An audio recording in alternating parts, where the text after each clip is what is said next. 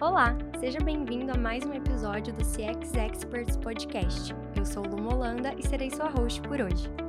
Aqui vamos explorar o mundo do CX, trazer cases inovadores e conhecer um pouco mais sobre alguns dos melhores especialistas em experiência do cliente no Brasil. Esse podcast faz parte da CX Experts, uma plataforma desenvolvida pela Solux que visa conectar empresas e pessoas a profissionais e especialistas em CX. Na página, encontrar um expert é muito fácil. Basta clicar em Encontrar parceiro. Para buscar o mentor perfeito para você, é possível filtrar os especialistas por temas, serviços e segmentos. Quando encontrar o expert perfeito para você, é só clicar em Ver perfil. Lá, além de ver a biografia e competências do expert, você também poderá agendar uma conversa. Simples, não é? E caso você queira passar o seu conhecimento em Customer Experience adiante e se tornar um CX Expert, é só clicar em Ser Parceiro, preencher o formulário com as suas informações e aguardar a Solux entrar em contato. Para saber mais, acesse cxexperts.com.br.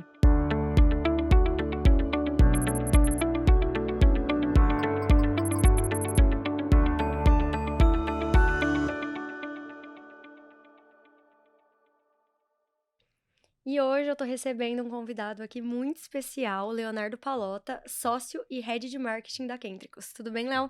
Tudo bom? Como é que você tá? Tô bem, e você? Prazer, Luma. Tudo certo? Léo, pra todo mundo te conhecer, a gente sempre começa, queria que você contasse aqui pra gente a sua trajetória profissional. Muito bom. Bom, eu sempre gosto de dizer que lá no início da minha carreira eu já comecei trabalhando né, sempre conectado com o que hoje chamamos de CX, mas que lá atrás era atendimento, foi evoluindo, relacionamento com o cliente, customer care, customer success, enfim, e acabou entrando nesse aspecto maior de customer experience. Então lá em 2000 eu trabalhei, fui um dos sócios minoritários ali da Direct Talk, que era uma das primeiras empresas de tecnologia para atendimento ao cliente, né? Então, ou seja, era uma empresa de tecnologia que trabalhava em diminuir os espaços entre clientes e empresas, né? Ajudar a diminuir os espaços entre empresas e clientes. E foi uma experiência muito legal, foram 7 anos ali, onde não só como qualquer startup, né? Então ali eu tomava conta de marketing e comunicação e também fazia o papel que hoje a gente conhece como CS, né? Que era o papel de relacionamento com o cliente, as grandes contas, buscava o sucesso daquele cliente, ou seja, para fazer ele conseguir usar cada vez mais a solução. Então foi um período bem interessante ali de experiência dentro desse mercado. Deu 7 anos, acabei indo para um lado de empreendedor, acabei virando sócio de uma agência de publicidade. E foi interessante que ali eu trabalhei muito a parte de trazer a parte de comportamento do consumidor, ajudar as empresas com planejamento para conseguir se conectar melhor com seus consumidores, se comunicar melhor com seus consumidores. Foi uma experiência bem legal. Só que, por que essa história é importante? Né? Porque ao longo desses 10 anos que eu tive lá, eu tive um cliente que era a Belas Artes, a Faculdade de Belas Artes aqui de São Paulo, e elas me convidaram para dar aula, né? E eu nunca tinha dado aula. Falei, bom, vamos experimentar. Fazia à noite, né? Dava aula sobre marketing digital e continua sendo, na verdade, bem legal, uma experiência bem legal. Há 15 anos isso. Eu dou aula não só na Belas Artes, em outras universidades. Então foi legal porque eu acabei sendo picado por essa questão de educação, né? Com foco em marketing. Com foco em marketing até então. Hum. E aí, marketing e comportamento do consumidor, principalmente, né? Então já começava a trazer um lado um pouco ali de algumas disciplinas que a gente fala de CX ou que a gente trabalha dentro de CX. E aí chegou no momento, depois de 10 anos, acabei tendo uma oportunidade da High Platform, que era uma empresa de tecnologia, né? A antiga Direct Talk, voltou para mim e falou: queremos criar a primeira escola de CX do Brasil, né? Queremos criar uma escola que ajude as empresas, ajude as pessoas que estão dentro das empresas a melhorar a sua maturidade de cultura da empresa, melhorar as relações com seus consumidores, ou seja, capacitar essas pessoas. Foi aí que a gente criou a High Academy na época e foi interessante, porque daí eu efetivamente voltei para o mercado de CX. Algumas universidades eu comecei também em paralelo da aula, além do marketing, comecei a dar aula em CX também, até para aquilo que a gente fala, né? Quando a gente dá aula, a gente aprende mais, a gente tem que estudar mais, a gente tem que ir atrás mais da informação. Foi interessante. Durante 6 anos, já a gente entregando o conteúdo, capacitando empresas, levando treinamentos em company, bem interessante. E aí foi que eu me reencontrei com o meu atual sócio hoje, o Francisco Zapata, um cara super renomado no mercado de CX, com certificações, já trabalhando há muitos anos com isso. Ele, com a consultoria Kentricus, me chamou para ser sócio dele, para trazer toda essa expertise de educação, porque a gente entende que toda consultoria precisa em algum momento de educação, e toda educação em algum momento precisa de consultoria dentro de um trabalho, de um projeto dentro das empresas. Então eu me tornei sócio dele e hoje faço parte, sou sócio da Kentricus, uma consultoria de CX, entregando grandes cases e ajudando essas empresas a se conectar melhor com seus consumidores. Você falou que era a primeira escola, né, de CX. O que te motivou na época? Foi exatamente essa falta de maturidade que talvez o mercado tinha? Ou era uma paixão que você já tinha por esse meio? Assim, Luma, acabei juntando Ou foram os as dois, né? oportunidades? Vamos pensar assim. Acabei juntando, primeiro, minha paixão em dar aula. Sim, eu amo dar aula. Eu amo transmitir conhecimento, eu amo discutir com as pessoas sobre temas que são relevantes e fazem parte do meu dia a dia. Nesse caso, marketing, comunicação e CX. Esse era o primeiro ponto. E o segundo ponto, com essa escola, que na verdade a gente acabou surgindo junto com outras, né, no mesmo período, grandes escolas inclusive, só que assim, até então não existia nenhuma escola especializada. Então quando você ia para a empresa, você olhava todo o contexto dentro da empresa, marketing, tem uma equipe de marketing, consigo capacitar essas pessoas. Legal, vendas, consigo capacitar. CX ou experiência do cliente, consigo capacitar? Não. Aonde vamos capacitar? Onde vão treinar essas pessoas? Muitas dessas pessoas aprenderam no dia a dia. Aprenderam assim, batendo cabeça. Aliás, admiro essas pessoas que trabalham com CX há muitos anos, porque eles fazem sem muita literatura e sem muito apoio de teorias, né? Muita na prática, no teste, né?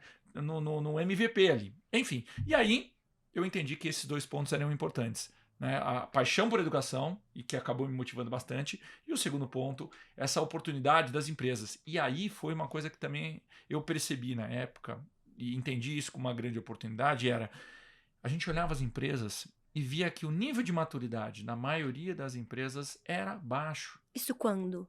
Isso...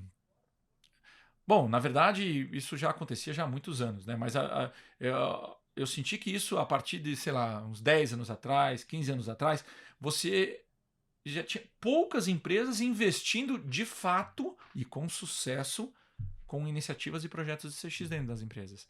O resto eram ações isoladas. E você acha que hoje né? isso mudou bastante? Mudou. Você vê muitas pessoas discutindo, você vê mais pessoas interessadas. É óbvio que existe aquela questão de as pessoas ainda não entenderam o conceito de fato de CX, né? Então achar que faz atendimento é CX, faz CS é CX. Confunde não. muito, né? Cada um termos. tem os seus termos, suas responsabilidades, suas funções. Mas fato é que as empresas entenderam que sem CX as empresas vão morrer a longo prazo. Sem investirem, entregar uma experiência, em ouvir o cliente de fato, em melhorar os seus produtos em função do cliente, coisa que não se fazia atrás por diversos fatores. Né? Foi uma mudança desde os anos 90, que começou aqui no Brasil, Código de Defesa do Consumidor, globalização, que antes o seu concorrente era a loja do lado, se tinha. Então assim, não quer comprar comigo, meu amigo? Não compra. Agora não. Quer comprar comigo? Ele vai no computador, é um clique de distância e compra. Então, assim, as empresas estão realmente fazendo isso. E só para complementar isso aqui para vocês, para você entender, quando a gente pega, a gente sempre diz, principalmente, isso é até um conceito que vem de marketing, quando o varejo sempre puxa qualquer tipo de inovação, de movimento, né? Depois vem serviços e por último a indústria. É uma cascata que naturalmente vem. Quando você começa a ver a indústria entrando em contato com a gente falando, gente, preciso investir em CX, coisa que a indústria nunca pensou, principalmente B2Bs, né? Falava, não, vamos dizer assim, monopólios, né? Então assim, não preciso, meu cliente sempre compra comigo, o meu vendedor sabe como vender, mas está tudo certo, o meu produto está aqui. Ou até mesmo quando você vê empresas como a BASF, uma empresa que vende produtos químicos, commodities, pensando em CX. Aí a gente vê que realmente o mundo está mudando. Você acha que o desafio, por exemplo, do varejo, da indústria, você acha que é muito diferente? Muito. Primeiro que em momentos diferentes, né? O varejo eu acredito que está E eu, quando eu falo mais evoluído, evoluído a maturidade, evoluído as discussões, as literaturas. Então, assim, já está se debatendo em varejo há muitos anos, né? A indústria está entrando agora. E só para fazer um disclaimer aqui importante, existem exceções, obviamente, né? Estou falando aqui de uma forma geral. Existem indústrias que já estão... A BASF é um grande exemplo. É uma indústria que já está falando de CX há muito tempo, né? Inclusive tem e-commerce, coisa que a gente nunca imaginaria que uma indústria iria ter. Então, assim, de uma forma geral, eu entendo que o varejo ele está na frente nessa discussão. Até porque a concorrência é muito mais acirrada, a margem é muito menor, você tem muito mais desafios que eles estão enfrentando hoje. Você tem uma questão de loja física, loja digital, o digital, né? Toda aquela história, como é que a gente resolve isso?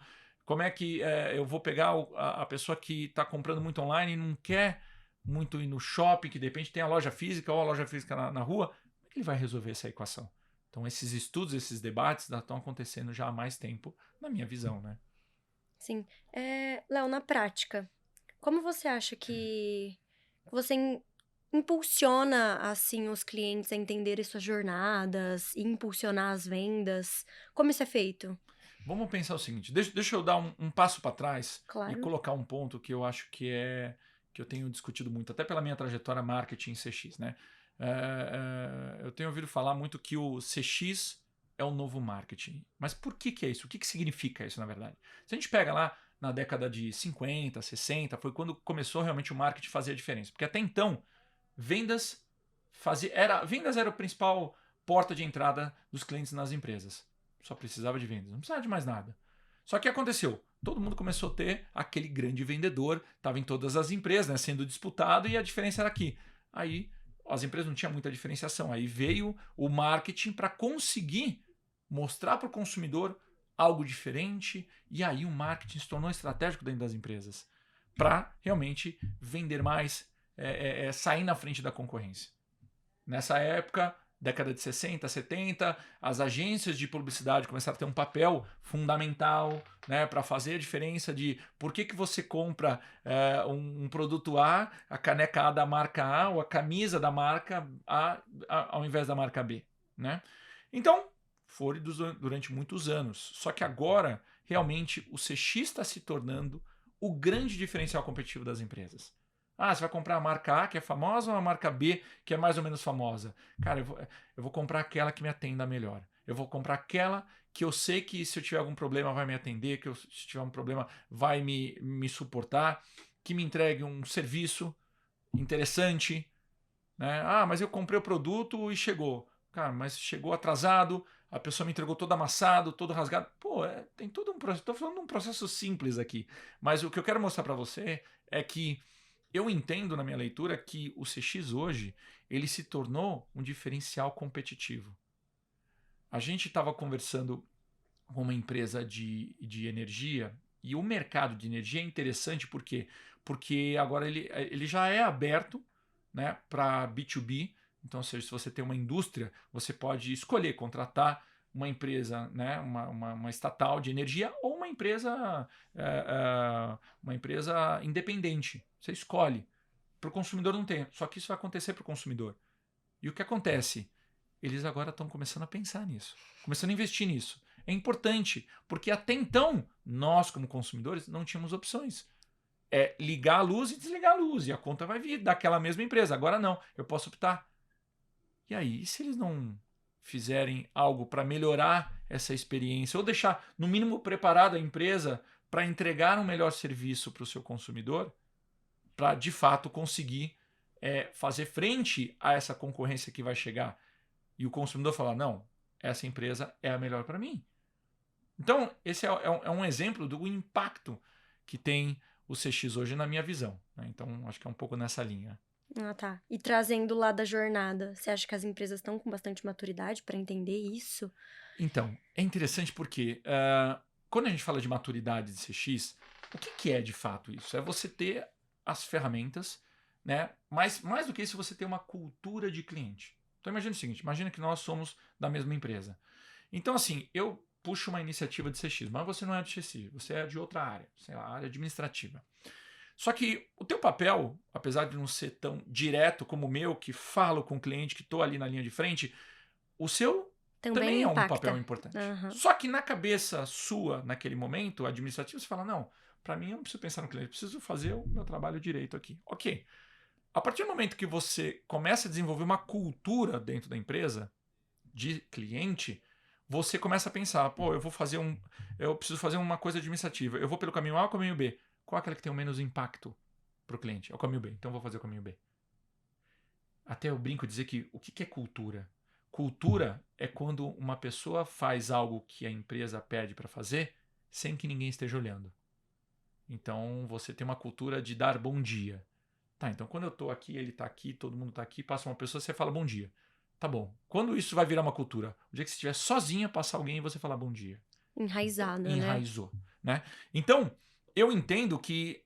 Então, vamos lá. Cultura e essas ferramentas. E essas ferramentas, uma delas, né, é a jornada. Por quê? A gente precisa compreender o nosso...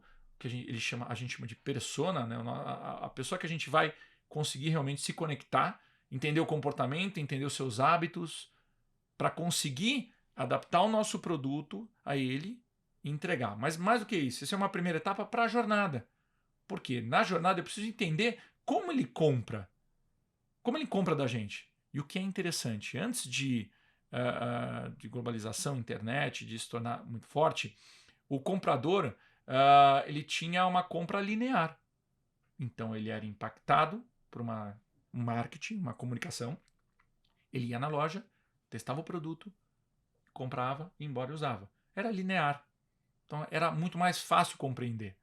Hoje mudou. Hoje com o on e o off, né, essa já não é mais linear como a gente conhecia. Então você pode ser impactado, você pode ir na internet, eu posso ir fisicamente. Então você começa a ter vários caminhos.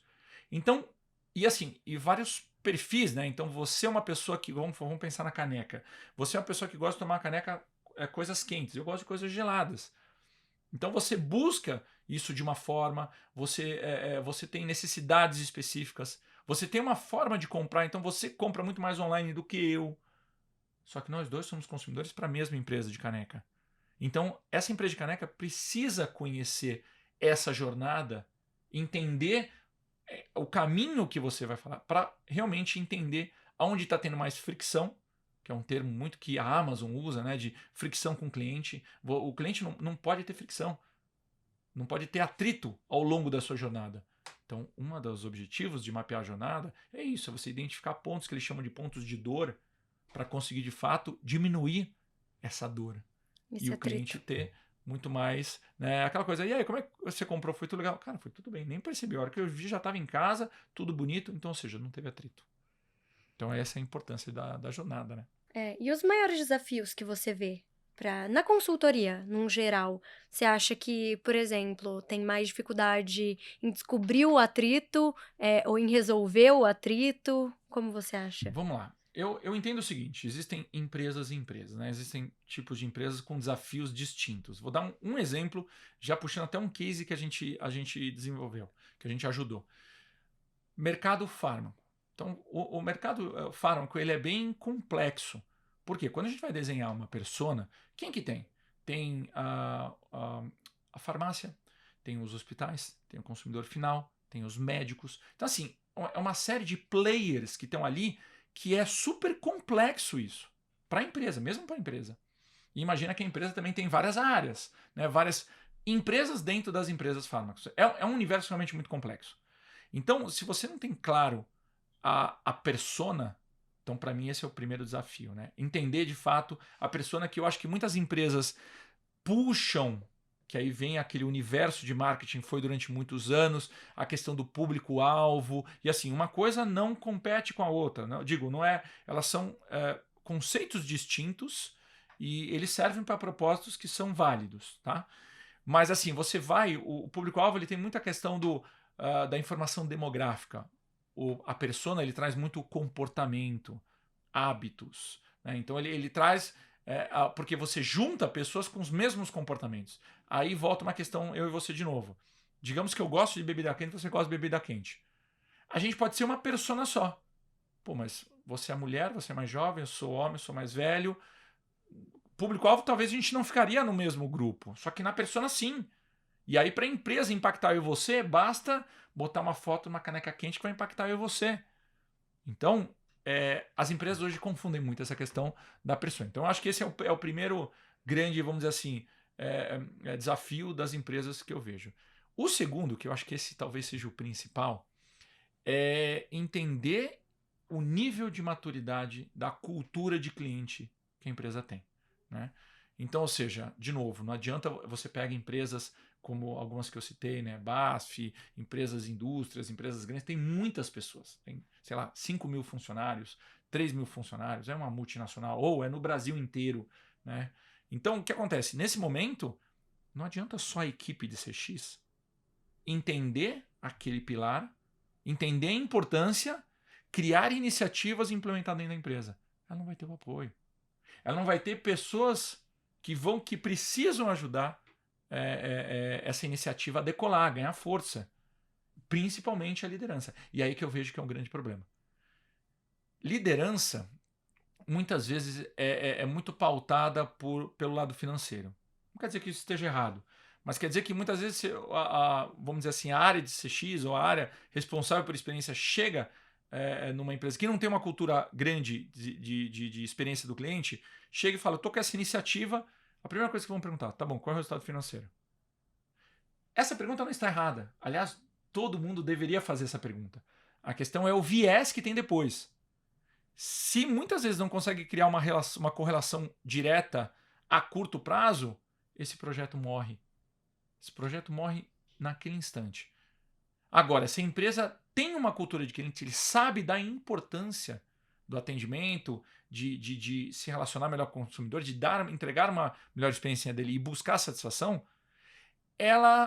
a liderança olha com outros olhos. É como se ela desse uma segunda chance. Fala, você não tem ROI aqui, então vai atrás da informação, que é importante, mas ao mesmo tempo eu sei a importância que tem uma iniciativa como essa. Então, eu vejo que esse é o grande obstáculo, principalmente nós como Kentricus, como consultoria, a gente tem batido nas empresas, né, as empresas têm procurado a gente para isso, e quando a gente vai ver, não é a empresa inteira que está abraçando a ideia. São algumas pessoas.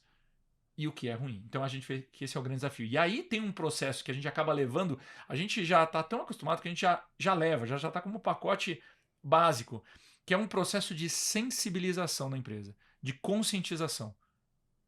Uma série de... E aí que vem a questão da educação, né, que eu comentei com você, a importância disso. Então a gente leva educação, a gente leva palestras, a gente leva workshops para mostrar para todo mundo a importância e o impacto que tem o CX nos dias de hoje dentro das empresas. Então eu vejo esses dois pontos realmente super importantes. Voltando pro ROI no CX, quais você acredita que são os maiores obstáculos de enxergar esse retorno? Tá, então vamos lá. O primeiro, e eu acho que é o principal, a correlação.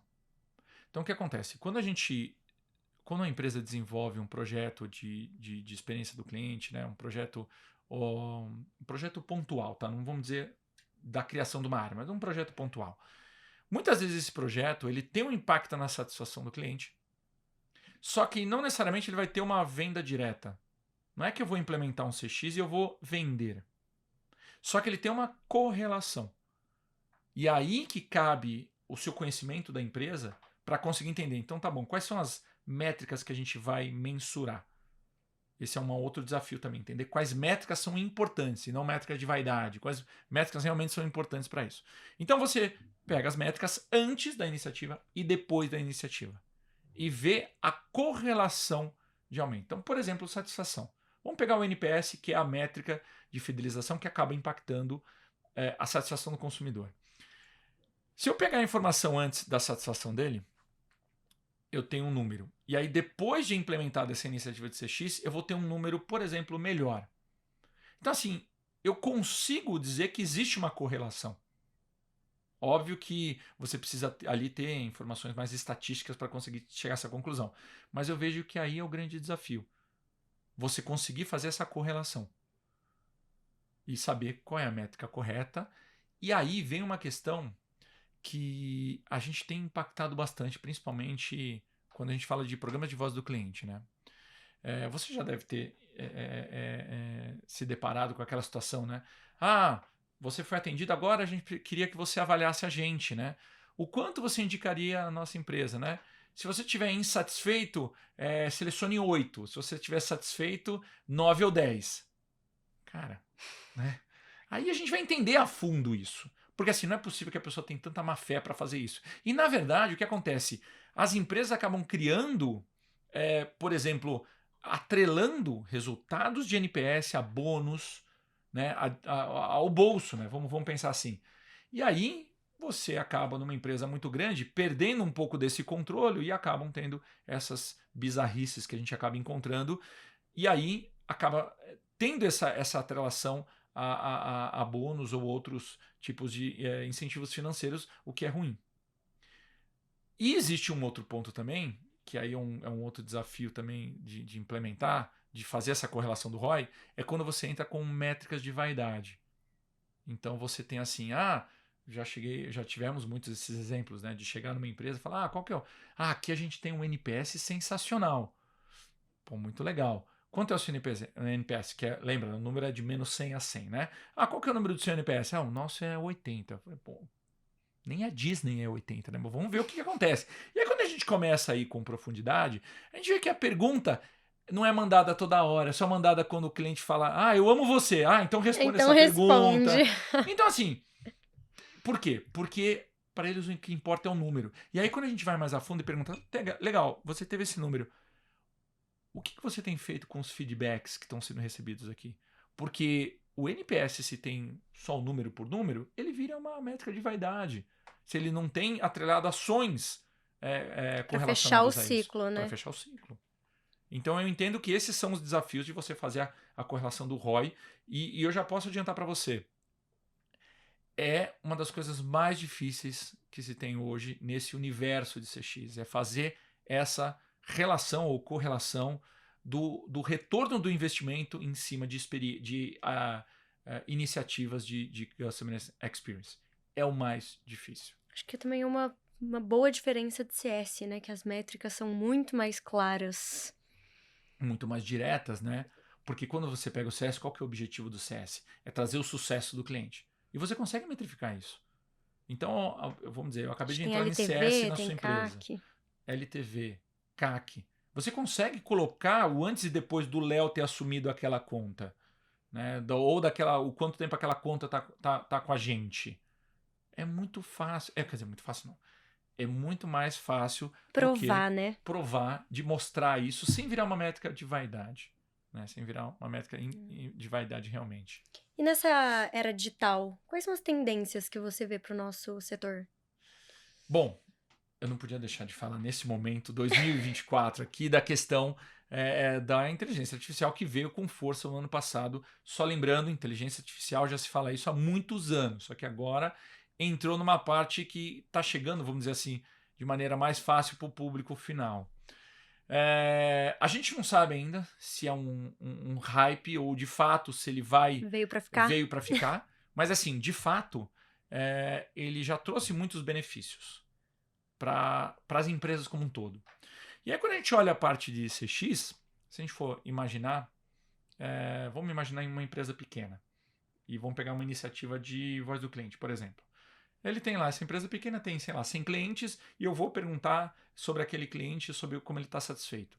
Tudo bem, uma empresa pequena, eu separo uma pessoa, 100 clientes, tudo ok. Agora imagine uma empresa com 10 mil clientes, né, enfim, um universo muito grande. E aí você precisa de um apoio de alguém, e aí eu não estou falando de pessoas, ou de uma ferramenta, que possa acelerar esse processo. Esse é um exemplo. Segundo exemplo, vamos continuar pegando essa questão de entender o perfil do consumidor. As mudanças de perfil de consumidor têm mudado numa velocidade absurdamente rápida nos últimos anos. Porque as mudanças eram em séculos. E aí começou a ser décadas. E agora estão sendo em anos essa mudança de comportamento. Gerações que se estudavam, também se estudavam gerações com uma diferença ali de 30 anos, 20 anos a cada, né, geração. Agora as gerações já estão até meio que se confundindo ali. Por quê? Porque muita inovação, muito acesso à informação, tecnologia, etc, etc. Por que eu estou falando isso? Porque para as empresas, lembra que eu falei que precisa conhecer o consumidor? Como é que eu vou conhecer isso? Vou ter uma equipe dedicada olhando o consumidor todos os dias? Aí que vem a ajuda de ferramentas como inteligência artificial, que vai conseguir pegar não só todo aquele big data de informações, conseguir trazer para as empresas de forma mais assertiva esses perfis e, mais do que isso, trazer correlações que nós, com o olho humano, provavelmente não conseguiríamos identificar. E se conseguíssemos, você imagina o esforço que isso não teria que ser feito? Vou dar um exemplo para você. A gente pega, sei lá, 2, 3 grupos de pessoas ali.